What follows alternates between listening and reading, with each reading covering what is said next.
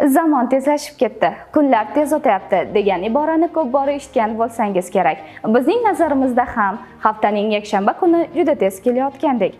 Axir ungacha dayjestning matnini yozish va uni suratga olish kerak. Xullas, bizda shunaqa gaplar. Samatida-chi? Buni siz yaqin daqiqalar ichida bilib olasiz. Assalomu alaykum. Institut hayotiga oid eng so'nggi yangiliklar bilan hafta dayjesti boshladik.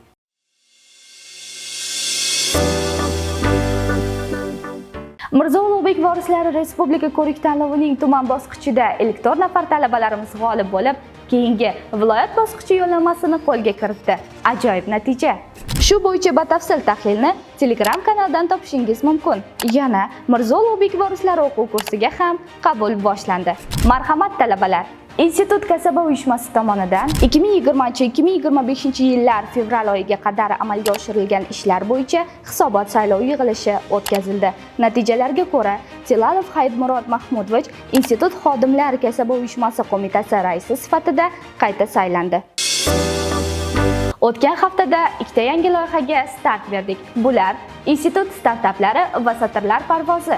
Bu loyihalarda siz o'zingizning startaplaringiz yoki adabiy ijod namunalaringiz bilan ishtirok etishingiz mumkin. Axborot xizmati sizning yutuq va ijodingizni namoyish etishga tayyor.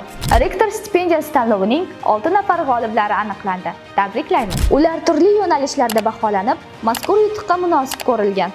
Bu menga motivatsiya beradi, deydi g'oliblardan biri. Institutda joriy yil bir nechta talabalarni Germaniyaga yozgi ishlab chiqarish amaliyotiga jo'natish rejalashtirilgan. Ana shunday talabalarning ota-onalariga amaliyot bo'yicha ma'lumotlar berildi. Shanba Samatida ilmiy jarayonlar kuni.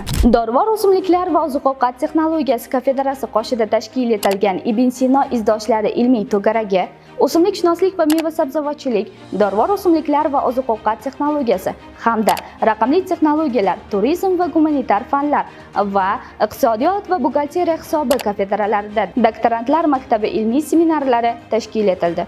Institut rektori professor Shavkat Hasanovning bugungi xarajat ertangi daromad ta'limga ajratilgan investitsiya o'zini oqlaydi nomli maqolasi Yangi O'zbekiston gazetasida chop etildi. Institutimiz talaba yoshlari bilan Mahmudxo'ja Behbudiy hayoti va ijodiga bag'ishlangan ma'naviy ma'rifiy tadbirlar, yana ma'rifat darslari tashkil etildi.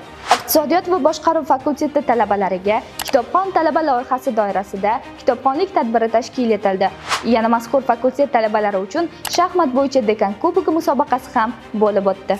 Agarda oldingizdan ikkita talaba qiz mikrofon bilan chiqib savollar bersa, hayron qolmang. Agrobiologiya fakultetining 3 nafar mediaga qiziquvchi talabalari ko'ngilochar videolar orqali barchaning kayfiyatini ko'tarmoqda. Ularga omad tilaymiz. Sezdingizmi? Kunlar ancha uzun bo'lib qoldi. Endi bo'sh vaqtda o'z ustingizda ishlashingiz uchun quyosh ham ko'maklashayotgandek. Sizning harakatlaringiz va yutuqlaringiz hafta dayjestini bezaydi aslida. Aks holda biz nima deyishni bila olmayotgan bo'lardik. Samatiya oilasi keyingi haftagacha ko'rishguncha